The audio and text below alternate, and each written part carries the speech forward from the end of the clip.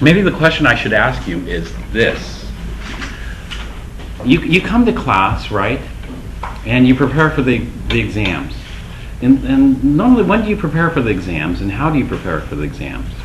Because you come to class and you watch me do the calculations on the board, but do you ever repeat those calculations?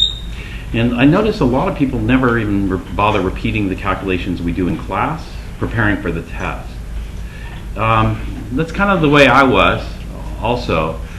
But my study habits changed after I transferred to UCLA, because I told you UCLA was a struggle, did I? At the beginning. It was a struggle because you got a classroom, and I don't know how many were pre-meds, but you got a classroom with a lot of pre-meds. Pre-meds are a lot more serious than what I used to be. And then at UCSB, when I was a teaching assistant there, they did a survey, out of the class of 300, how many were pre-meds? Like 60% of the class were pre-meds. And each pre-med needs to get the top grade in the class, because they want to stand out to get into medical school. And so the level of competition is intense. And then, the guy I was sitting next to, who's getting the top grade, was saying what they were doing. And so that completely changed the way I study. And one of the things I recommend, and you don't have to do this if you don't want, is to review the notes right after class. You review the notes. It's not just reading through the notes and filling it in. It's repeating the calculations. And normally that takes less than an hour, maybe an hour, to review the notes and redo all the calculations. Because, that way you've done it, and then you have the maximum amount of time to review the calculation, because it's that review process that makes it click. If you've seen it once, then, it's, how can you do something like that? Well, you've seen it once and you've forgotten it, basically. That kind of thing, the ICE calculation or whatever else. And so this way, you do the calculation the day you hear it, and then when you review for the test, you don't wait until the night before the test. Most people wait until the night before the test and then start reviewing the calculations, right? You review the calculations, like we have a test next week on Tuesday. Maybe you could review it 3, 4, 5 times before the test. And that way, by the time the test comes, it's simple, It's a simple, straightforward calculation. So on something like this, I said it's a stain. We got to do it in step. We're talking about stepwise, this whole stepwise procedure. Step 1 and step 2. We only have 2 steps. The first step, we're going to do the one with the largest K. And just like HCl, remember I said in the book, skip step 1 for HCl? They go straight to hydronium, because they figure everybody knows how much hydronium is in HCl, right? Well, the book is going to skip the first step for sodium hydroxide. They're just going to go straight to hydroxide, because in a 1.0 times 10 to the minus 8 molar sodium hydroxide, how much hydroxide do you have? 1.0 times 10 to the minus 8. And so you could just go straight to step 2, which is K, not KB, KW, right? And so you can just skip the first step and just go straight to KW and just do a simple KW ICE calculation. Could have done that, but I don't want you to do that. I want you to break it up into 2 steps. So the first step, let me write this out for you, is sodium hydroxide goes to sodium ion and hydroxide ion. This we call a soluble salt. All sodium salts are soluble. And those are going to do what? They're going to ionize or dissociate.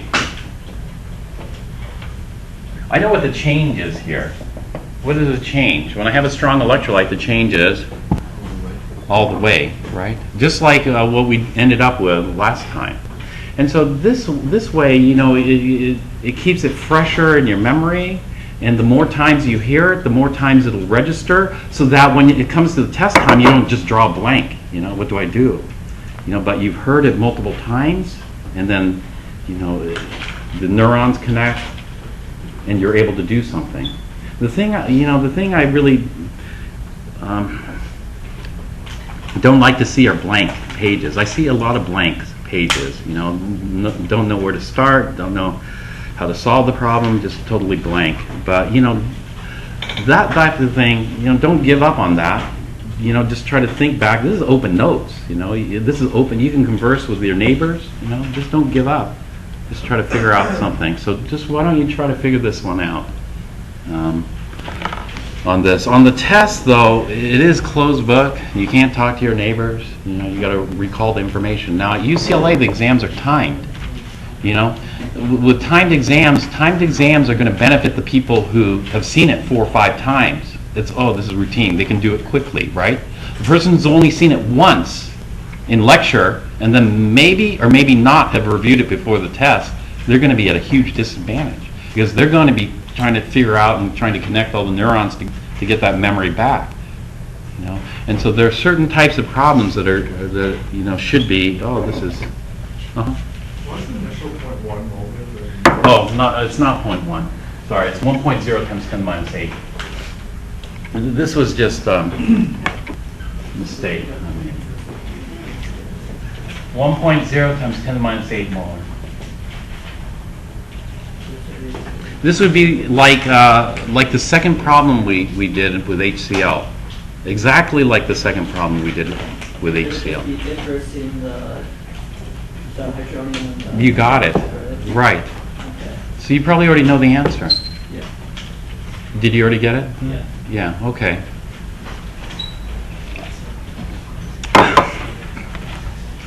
See, the other thing is, you know, like Jameson, he could make that connection, but, you know, could you make that connection?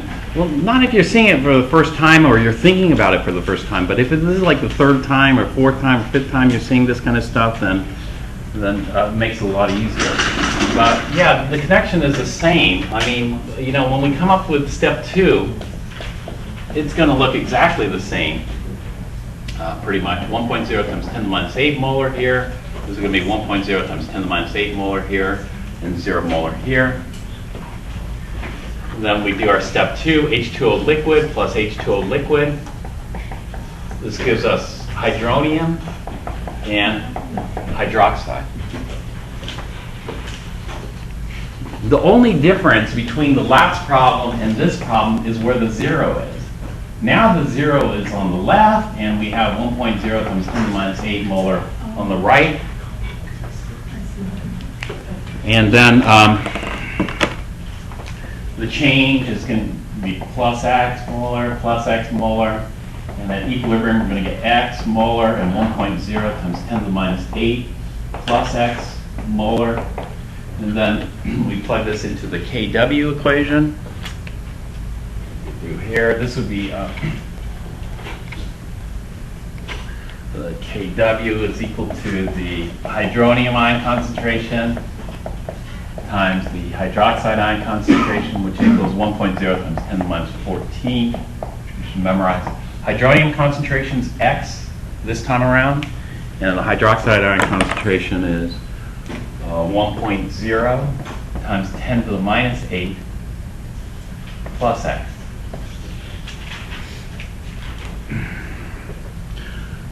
Just like the last time, do you think the simplifying assumption is likely to work here or unlikely to work? Unlikely. And now, last time I tried to give you a feel for when the simplifying assumption works and when it doesn't work. Tell me what I said last time about Kw.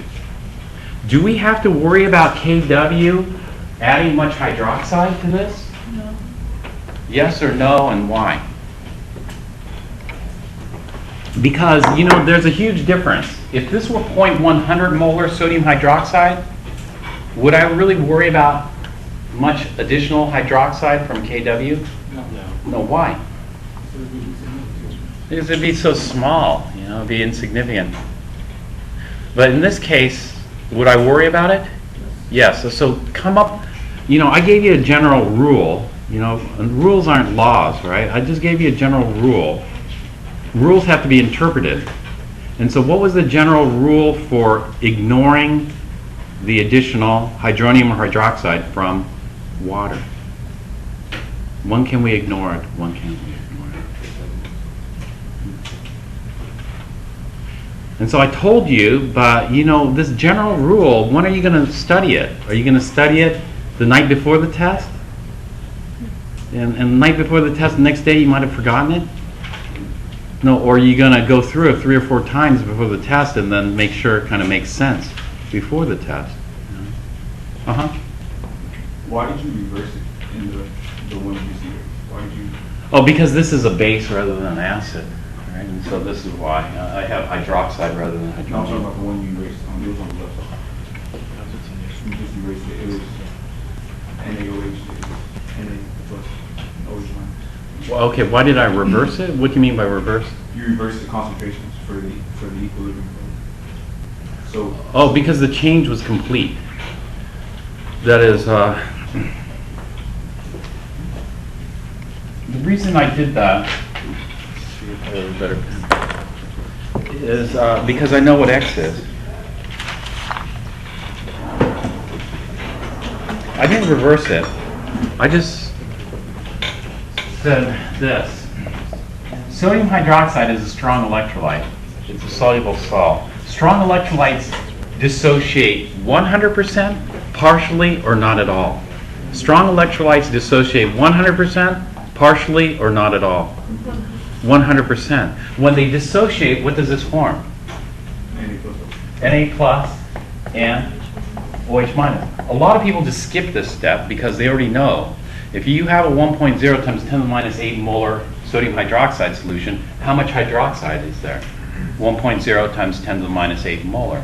All I did was I said, okay, let's back up a step. We're going to assume that nothing's happened, 1.0 times 10 to the minus 8 molar, and we're going to say nothing has dissociated yet. This is called resetting. The reason we reset this is just mentally so that this is the same process we follow for all the calculations. We do the same steps over and over again. In fact, all the calculations start looking the same because all we're doing in Chem 1B for the first 4 chapters is the ICE table.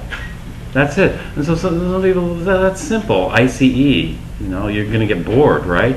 Doing it. No, you aren't because it's going to get complicated.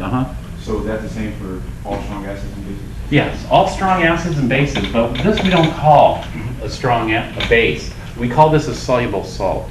The strong base itself is hydroxide, not sodium hydroxide.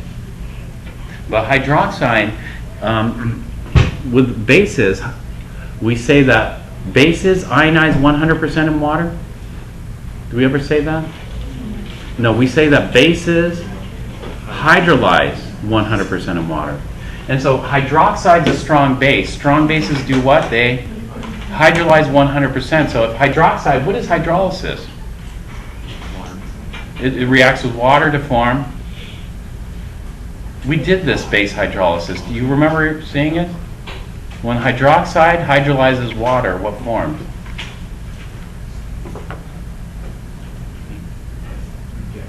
Maybe we did this. I don't know. Did we do this? You know? Is it in your notes somewhere?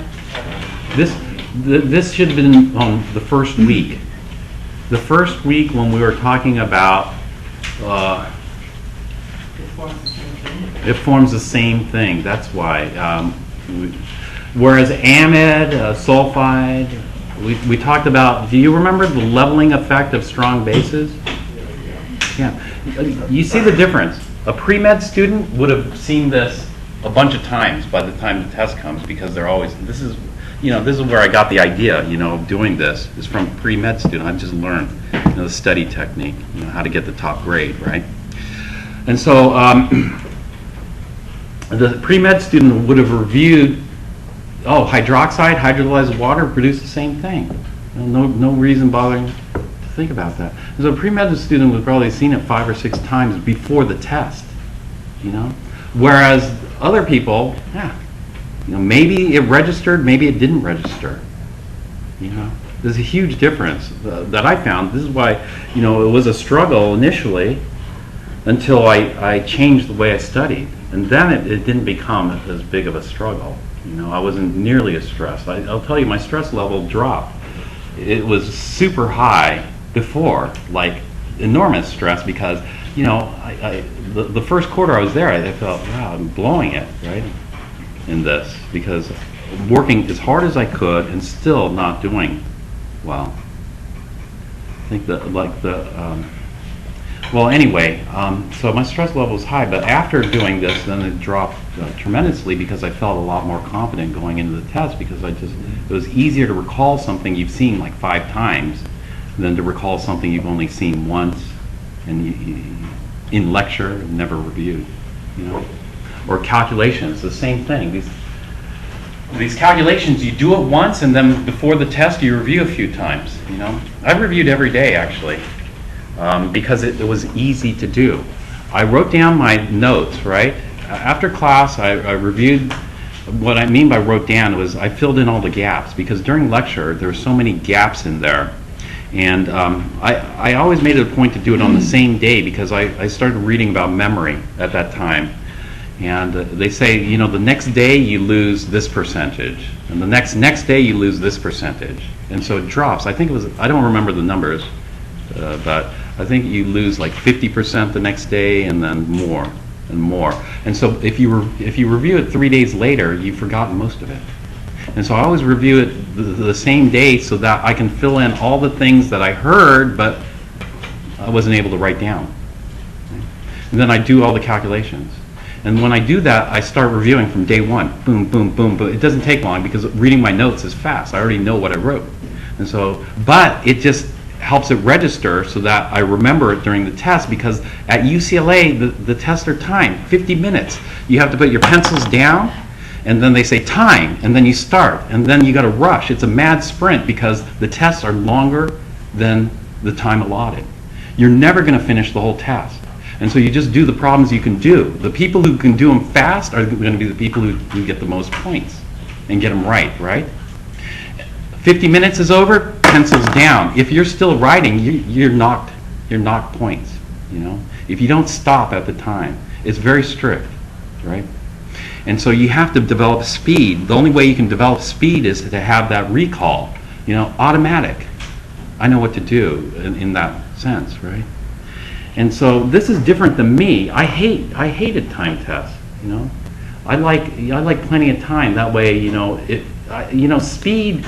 Studying for speed is different than studying for enjoyment of studying, right? I like just to study for the pure enjoyment of studying, and learning things, right? And then some problems are tough, so you want time to think about it, right? And so, but speed, you got to build those neural connections fast. You know, and the only way to build those neural connections fast is to the day of the notes, do it, and then review, and then it's all in your brain, and you can connect it during the exam. Make those rapid connections during the exam. Well, anyway, the whole technique about speed is if you don't have to do step 2, you save yourself time, right? But the thing is, you can't just listen to somebody. You can skip step 2 if this happens because there's so many variables. And you can't have a simple rule that covers every single set of conditions. And so what you do is you got to develop these things in your own words, you know, that when we can ignore this, when we can't ignore that, and feel confident in that. Because if it's just learning some simple rule with a whole bunch of exceptions, you know, by the time you take the test, am I missing an exception? Did I memorize all the exceptions? You know? And so it's better if you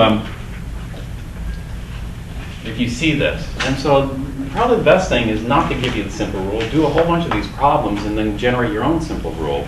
You know? And so this is the other reason for doing every single problem is because you'll start to see these patterns and be able to develop your own set of rules for yourself rather than seeing a few problems and relying on other people's rules. Wait, can I ask you another question? Why did you add 2 waters? Is it so we get the concentration for hydrogen? Were you here the day we were talking about the water colliding with water and the kinetic energy distribution? Does it click? Okay, it's because the 2 waters are colliding, you know, and we can't stop the collisions. And then there's going to be a small fraction of those. And so, you know, if you miss... Also, the other reason I post these videos is in case you miss a day. If you miss a day, then you aren't going to feel totally out of place. At UCLA, if you miss a day, wow. You know, for me, it's hard to make up that deficit. And so I I didn't miss one day, I think, even when I was feeling so great. But it's hard to make up that deficit. Unless some classes, they have lecture notes you can buy. Other classes, they don't. You know, for the small classes, they don't. Only the big classes they have that. Most of the classes are small. You know. A lot of the upper division classes that I took were only 15 students, 10 to 15 students. You know.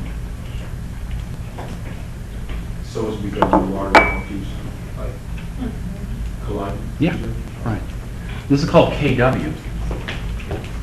You need to memorize this. KW is equal to 1.0 times 10 minus 14 to 2 sig figs. Here, we'll just plug this in. This is the hydronium ion concentration. I'll just finish this. Times the hydroxide ion concentration. It's going to look very familiar. X times 1.0 times 10 to the minus 8 plus X. Can we use the simplifying assumption here? Yeah. No, we can't. Well, why not? Because KW is so small. Why can't we use the simplifying assumption here? It's not because KW is small. It's because The percent change is too big. our initial is too small. What's the analogy you would give? If somebody asks you, why can't I use it here? Because KW is so small, we expect very little change. What would your analogy be for this? It's taking a drop from a drop. Yeah, it's like taking a drop from, you know, a few drops. It's going to be, even though a drop is a tiny amount of water, if you only have a few drops to begin with, it's going to hurt. You know, or it's like taking a penny. You know, if you take a penny from somebody who has a lot of pennies, then it's no big deal. But if you take a penny from somebody who only has 3 pennies, then they're, yeah, so it's different. And so in this case, it's because it's such a small number, so we have to use the quadratic, and we use the quadratic and we get an x. It surprisingly comes out to the same as before, but not surprisingly because it's the exact same stuff. Right? 9.51 times 10 to the minus 8. And so we'll see that here, the hydronium is going to be 9.51 times 10 to the minus 8 molar, and the hydroxide is going to be 1.0 times 10 to the minus 8 plus 9.51 times 10 to the minus 8, which gives us a total of 10.51 times 10 to the minus 8 molar. Now I'll tell you, you know, the people who are going to be at a huge advantage, just think about somebody who could see, oh, this is just the mirror image problem of the HCl problem we just did. The exact same problem as we just did, except rather than hydronium, we're looking at hydroxide. You know, somebody who can see the connection there, who has the neurons already built into their brain, is going to be at a huge advantage. They're going to come up with the answer in a minute, whereas somebody who has to work through this completely is going to take a heck of a lot more time. I'll tell you the standard. I took some standardized, you know, the national tests. You know, when you take the standardized national test, you don't have enough time. You know, you got 10 questions there unanswered. You start guessing because the clock is ticking and you're running out of time. When I took the GRE, I'd say about 10% of the test I just guessed on. I didn't even have time to read it. I just started. But the problem with the GRE is this. They penalize you for each wrong answer. So you have to take an educated guess, right? It's not a random guess. Well, anyway, so my tests are a little different because my tests, I don't care if you run a little over. If there's a complaint about that, let me know, because I don't want to make it unfair for anybody. Now, this. So we see that about, what do we say? What percentage of the hydroxide comes from water, and about what percentage of the hydroxide comes from sodium hydroxide? Sodium hydroxide is a strong base. Strong bases, you expect a lot of hydroxide, right? But in this case, what are the percentages roughly? More than 90% comes from water, and less than 10% comes from sodium hydroxide. That's weird, isn't that? It's weird. But it shouldn't be so weird because you just saw it in the last problem with HCl. All right, now when we're dealing with bases, you know, let's talk about the power functions. Okay, what is a power function?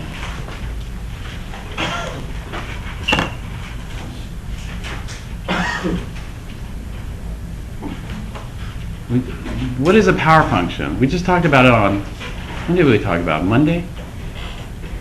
You see 2 days later, no, 3 days later, it's gone, right? Talked about power function.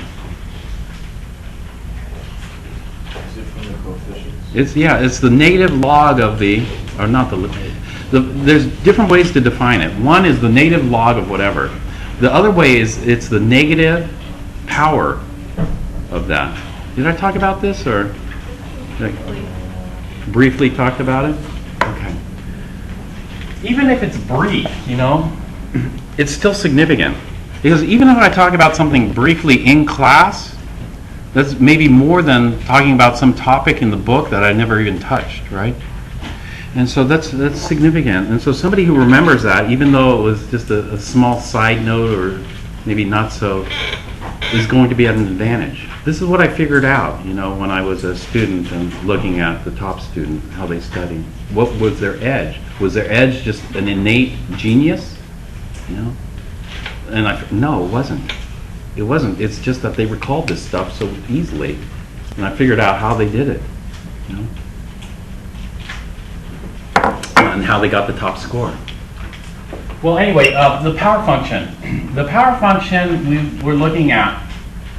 And so let's go back to Kw. Kw is equal to 1.0 times 10 to the minus 8, which is equal to the hydronium ion concentration at equilibrium times the hydroxide ion concentration at equilibrium. One way to do a power function, the P, negative 14, sorry. 1.0 times 10, this is another reason to review your notes. Another reason to review your notes is because of my mistakes. You know, if I make a mistake in a formula or make a mistake in solving a problem, you can catch it, you know, and then correct it so that everything is good when you go into the test. Because if all of a sudden you're the night before the test and you're saying, oh, this doesn't make sense, what happened here? You know? And then it's going to bug you because something's not clicking, something's not right, but the test is coming up in the morning. You have no time to figure out what, you know, did the instructor make a mistake or is my thinking wrong? You have no time to fix it, right? It happens a lot, actually. And so when I reviewed my notes, I had the book next to me and I can check the formulas and other things. You know. I also had the book next to me so I could do filling in, you know, things that didn't make sense I'd read. I never read the book before class. This is the final thing I'll say. I always read the book after class. Do you know why? I think it's due to what the professor said. Because the book was too long to read before class. After class, it was easier to read because I could skip a lot of stuff. The stuff that wasn't covered in class, I'd just skim through and kind of skip it. The stuff that was covered in class, I'd slow down and read through it carefully to make sure I understood everything. Right? And so it's a way to filter it, because some of the classes at UCLA, you know, they're a 1,000-page book in 10 weeks. A 1,000-page book in 10 weeks, which is all equations and hard science, is impossible. You can't read. When I read a chapter in 24-page chapter in chemistry, it takes me hours. You know, so 1,000 pages would be impossible to read. Well, pKw, the power of kW, well, you know, it's going to be, there's two ways. We could use the mathematical equation. Negative log of 1.0 times 10 to the minus 14, which is equal to, well, it's the negative power. The power function is the negative power. So the negative of negative 14 is positive 14. And how many sig figs do we have in a power function? Well, this has 2 sig figs. So is this 2 sig figs? No. No. What do I need to do? Zero. Add 2 zeros. Now it's 2 sig figs. So this is a power function, the negative power of what we're looking at, right? Which is 14. But we got to keep track of the sig figs. And so this is going to be equal to the negative log of the hydronium ion concentration times the hydroxide ion concentration. And when you take the log of a product, what do you do? When you take the log of the product, you can sum, right? And so we'll get the negative log of the hydronium concentration plus the negative log of the hydroxide ion concentration. Well, the negative log is defined as power function, so this negative log of hydronium is just the pH. And the negative log of hydroxide is what we call the pOH, or the power of the hydroxide ion concentration, or the negative power of the hydroxide ion concentration. And so it's the pH plus the pOH. And so in this case, we have two choices. We could either calculate the pH based on the hydronium ion concentration, or we could calculate the pH based on the hydroxide ion concentration. Either way will give us the same answer.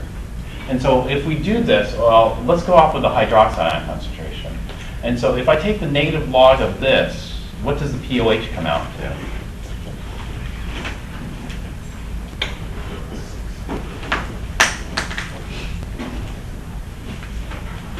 Six point 978. 6.9788.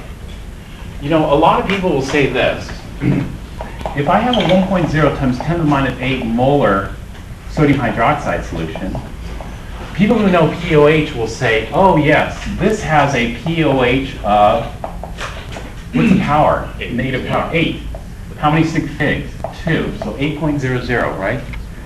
That's the negative power of the hydroxide ion concentration. So if the pOH is 8.00, then what is my pH? 6.00.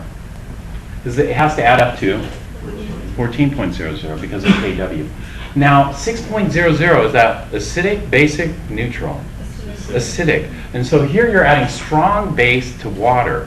A strong base water mixture is acidic? No. This is impossible. And so what is my error here? The error is that You're not taking in the water concentration. yes, I'm not taking into account the water concentration. In fact, the pH is not 6.00. What is the pH? Well, the pH is going to be 7.0212. 217. You carried extra digits in your calculator. That's fine. Okay, so is this acidic or basic, this pH? Basic, like we'd expect. It's close to neutral because it's so dilute. And so in this particular problem, you know, kW, in fact, water was the most significant contributor to hydroxide.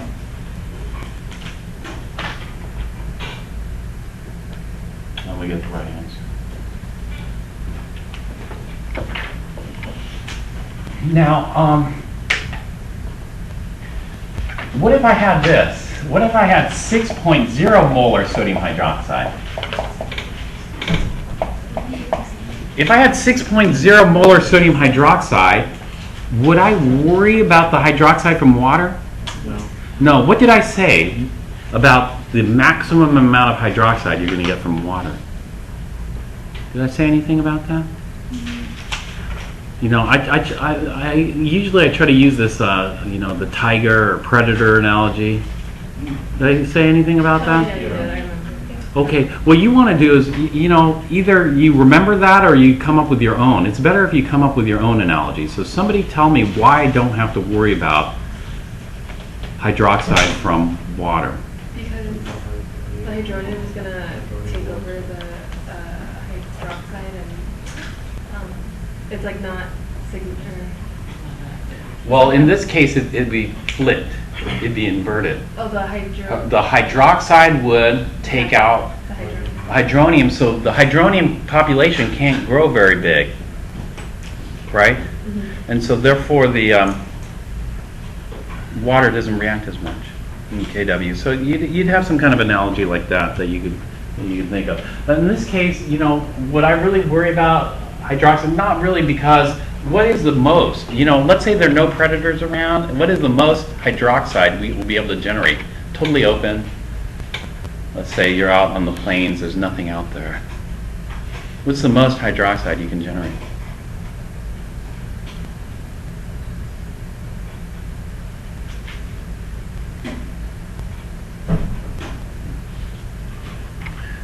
See, when are you going to learn this? You're going to learn this the night before the test, or maybe never. You know, if you never learn it, then where are you going to be at? So the best is not to wait until the night before the test to start reviewing this stuff. The best is to start reviewing. And me, I've grown lazier over time. So, but as a student, I think I was a little more on top of it.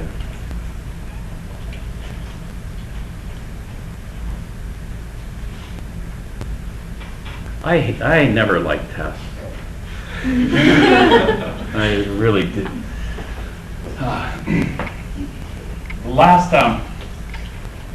Relief, because the last test you have to take in getting your PhD is your oral defense. So you have to, they had a bunch of oral tests.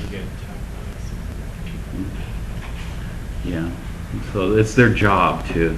But that's the job of any science. Science is just full of critics, and this is how the bad stuff stays out. It's part of the scientific method. It's not like they're trying to attack you, even though it might feel like that.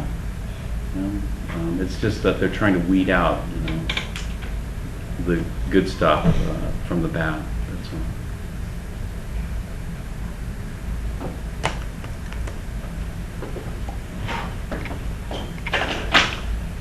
So anyway, we'll talk about that more. Maybe we need an example to see that. But this, would you care about it? Nah, I wouldn't really care. So let's go ahead and figure out the pOH. pOH is how much hydroxide are you going to have in a 6 molar sodium hydroxide? How much hydroxide will you have in a 6 molar sodium hydroxide? 6 mol. And so the pOH is negative log of 6.0, which is what?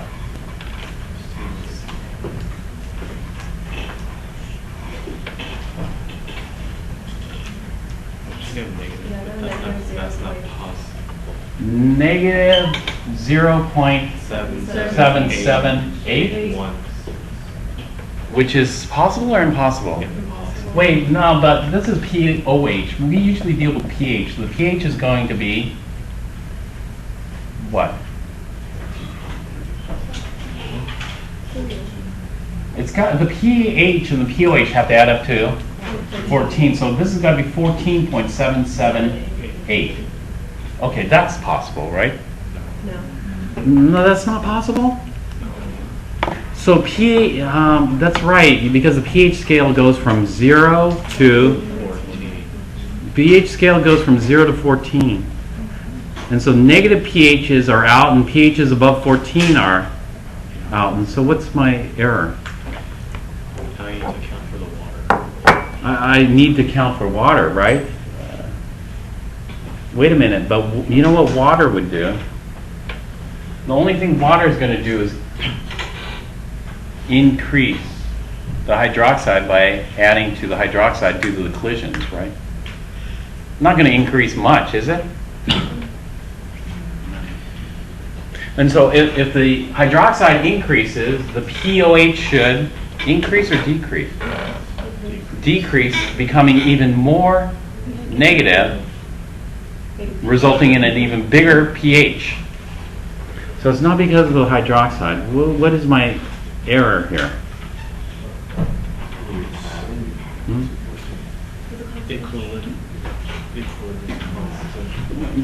I don't know if you've done this. You probably haven't done this because in Chem 4 they don't do this. In Chem 4 they don't ask you to calculate the pH of 3.0 molar HCl. Why don't you calculate the pH of 3.0 molar HCl?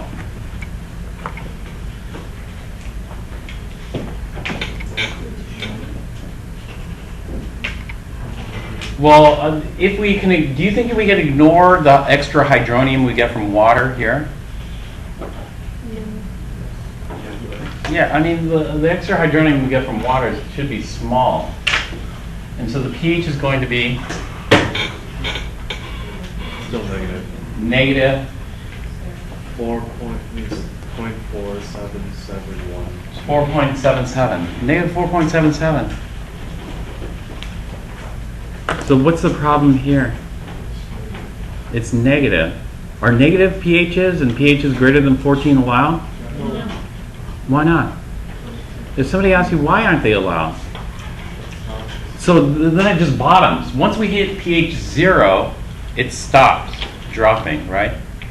We've hit bottom. It's like 0 Kelvin. Once we hit 0 Kelvin, can we go below 0 Kelvin? No. Why?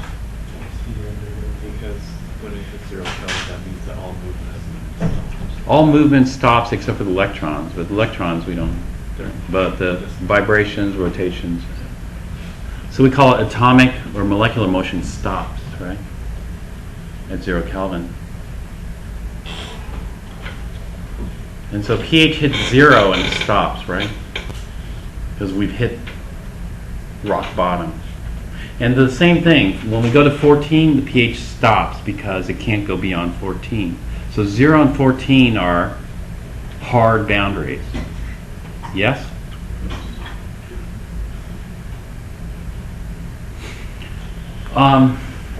No. pHs above 14 are possible, and pHs less than 0 are possible. Negative pHs are possible. And so why is it that a lot of people think 0 and 14 are the limits for pH? There's good reason why. There's good reason, like in Chem 4, they'll never go below 0 and never go above 14. And so in Chem 4, they'll never ask you what is the pH of this, and they'll never ask you what the pAOH of that is. They just eliminate those problems. They wipe them out from the homework because they don't want the pH to go below 0, and they don't want the pH to go above 14. Do you know why? In other words, it's like...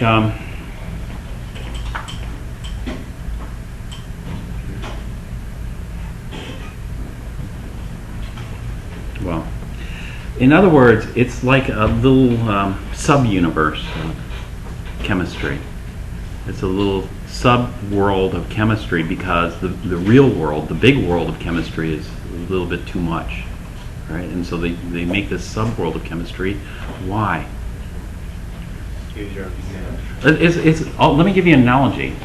You know, in Chem 4, did you ever have to calculate the volume of gas that was at 1,000 atmospheres?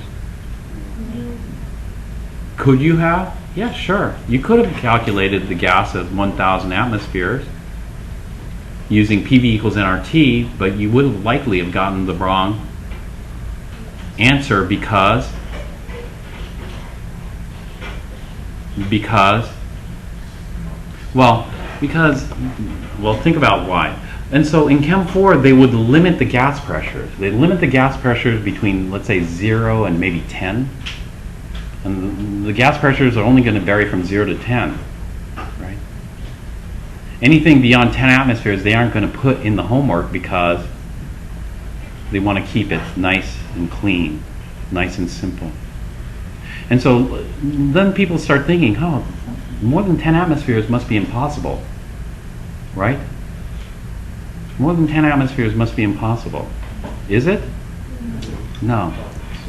But you never saw it in Chem 4. The reason you never saw it in Chem 4 is because you probably don't want to use the ideal gas law if you're going more than 10 atmospheres. You probably want to use the real gas law. Was the real gas law covered in Chem 4?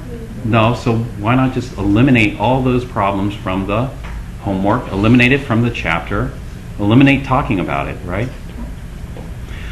Well, the same thing with pH. We got to get out of the Chem 4 sub-world and get into the real world, because in the real world we can have negative pHs and we can have pHs greater than 14. And so why were we limited between 0 and 14? Because a pH of 0 would be just for 1 molar HCl. 1 molar HCl, is that very concentrated? No, usually we work with 6 molar and we call 6 molar dilute. 12 molar is concentrated, right? If you had 12 molar HCl, now we're talking concentrated. And so as soon as we go above 1 molar, what happens to the pH? It goes down. Well, where can we go down from 0? We got to go negative. And so you're telling me that 1 molar is the maximum concentration of HCl we can ever use? No, it's not. And so why do we have this 0 to 14? Why? It's because in Chem 4 they didn't want to talk about something. You know, they want to keep it nice and dilute. You know, pH of 14 is just 1 molar sodium hydroxide. If you have 6 molar sodium hydroxide, forget it. We aren't going to do it. We aren't going to bother with the calculation. Why? It's because of something that happens with more concentrated solutions. What happens with more concentrated solutions? Like the ideal equilibrium equation doesn't really apply. Ideal equilibrium equation? Equilibrium always applies. It's because of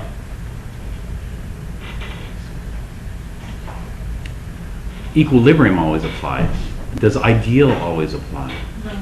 No, ideal doesn't apply always. Ideal works good for what types of solution? Ideal. Give me an example of an ideal solution. What makes a solution more ideal and a solution less ideal? It's dilute. You know, I talked about this week 1. I know week 1's a long time ago. It's easy to forget that. But week 1 we talked about, or was it week 2? I don't remember. I forgot. I forgot too because I don't review it. I don't review it. But if I did review it daily, I could tell you what week it was. You know, think about it. If I reviewed every day or every other day, I could probably tell you the day I even talked about it. But we talked about deviations from ideal behavior. I brought up gases, and then I talked about solutions. Does anybody remember that?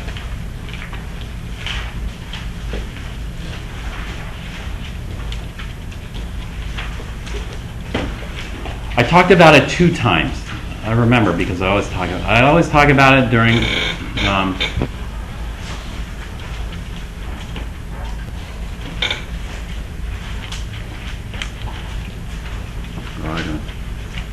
Is it in your notes at all?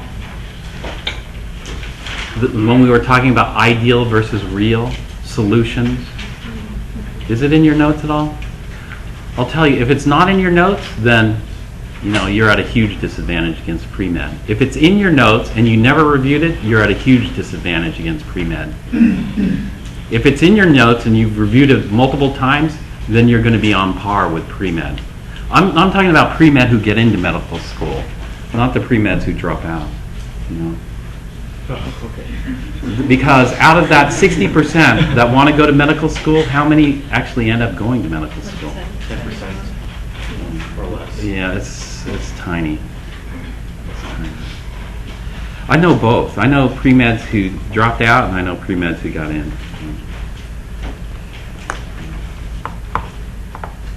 But even if you drop out, or if you get rejected, one of my friends got rejected from medical school 4 times in a row.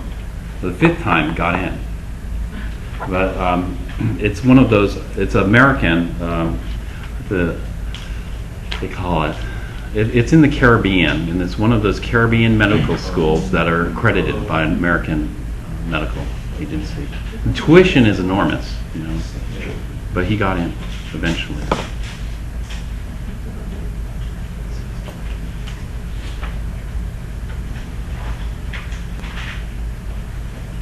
Not that everybody's pre-med, but you know, when you're competing for grades and you don't want that D or the F, then you know it just changes the whole scale. You could work really hard and still get a D, or really hard and still get an F. You know, not like high school where you know if you worked really hard, you're going to be getting an A or B.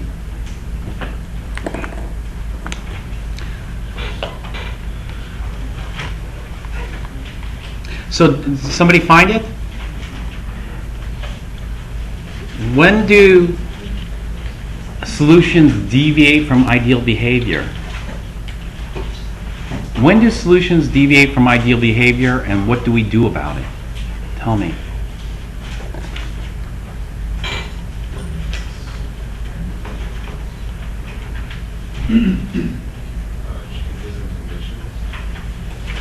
Well, not necessarily changes in conditions. You know, the best thing is to read that page in chapter 13. I asked everybody to read this, go back to chapter 13 and read this one page or 2 pages. Because the problem is we shouldn't be using 6 molar here. What should we be using? Not 1. 6 molar is called the ideal concentration. We really should be using its real concentration or effective concentration, aka, you see speed plays an important role, aka some people automatically say real effective concentration, oh yeah, activity, right? Other people will go grabbing for something in their memory. Maybe they'll find that neuron or whatever that stores that, you know? Maybe they won't.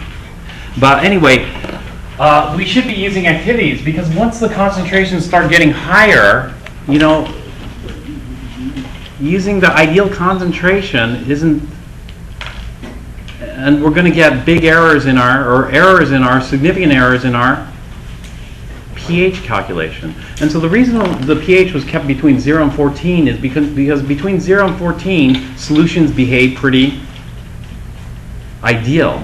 But once you start getting to high concentrations, below pHs of 0 and above pHs of 14, then we're going to start to expect to see some more significant deviation. And so to prevent you from calculating the wrong answer, you know, all the calculations you might have done in Chem 4 were limited to 0 and 14, so you don't calculate the wrong answer. But the problem is they don't tell you this, and then a lot of people think that the pHs can't go beyond 0 and 14, which they can't. I mean, you can look it up. What's the lowest natural water's pH? I think that was recent, fairly recent discovery of some very low pH water naturally occurring.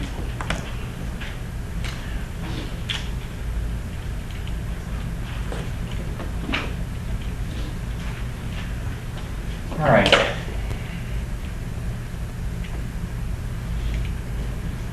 This is going to be the next example here.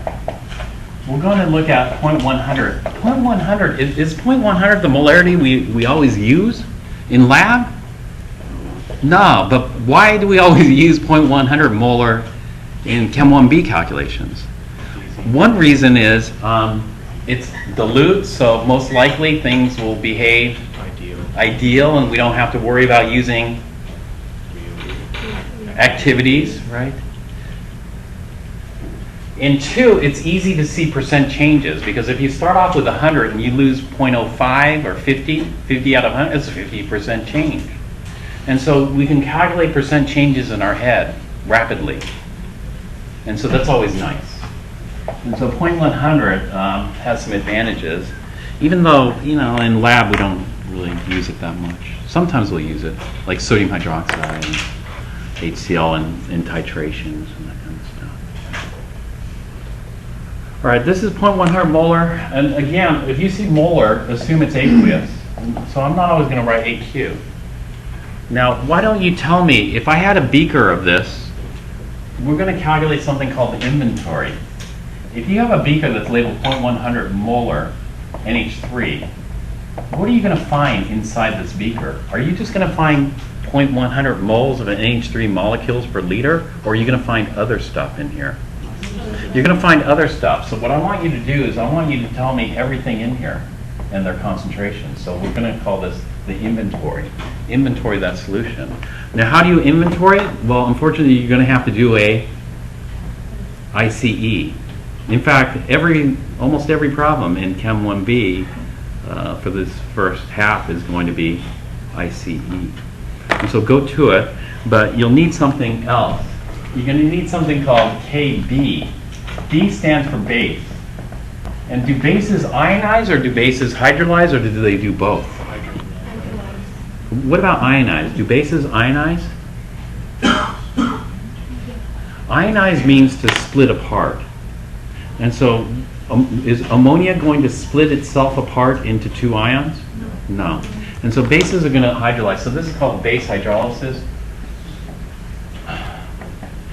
constant. And Kb is equal to 1.8 times 10 to the minus 5. And so let me set up step 1 for you here, since it's a little different than the last problem.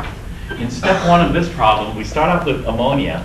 And bases do what in water? Weak bases, they hydrolyze to form some ion. And so ammonia will hydrolyze, that is, hydrolyzes react with water, water gets split apart. And what forms? Ammonia, NH4 plus, and hydroxide. Okay, this is our Kb equation. Kb is going to equal the ammonium concentration at equilibrium times the hydroxide ion concentration at equilibrium divided by the ammonia concentration at equilibrium.